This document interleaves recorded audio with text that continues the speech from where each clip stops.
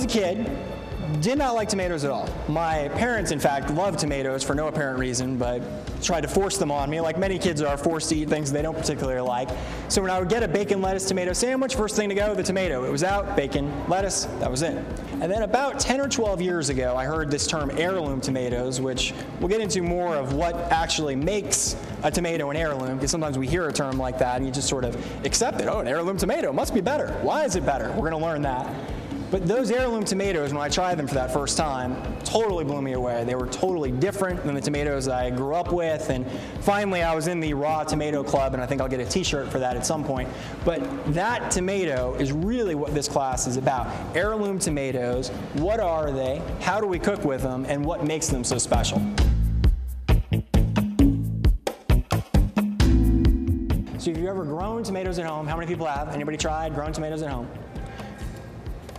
No tomato growing? I grew peppers. A little pot, a little tomato on a deck, a porch, anything. I mean, they'll grow anywhere. In the summer, they'll grow anything. I'll try. Next summer, we have the same conversation. Tomatoes have grown. One of the fundamental principles of Italian food is use the best ingredients humanly possible. Do not pass go. Do not collect $100. Use the best ingredients. It is a birthright of Italian heritage, and that's one of the big reasons why a really simple pasta dish can be elevated to an entirely different place using those fresh ingredients. Then that wine is going to hit it.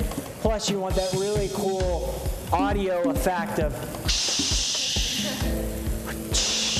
someone like that.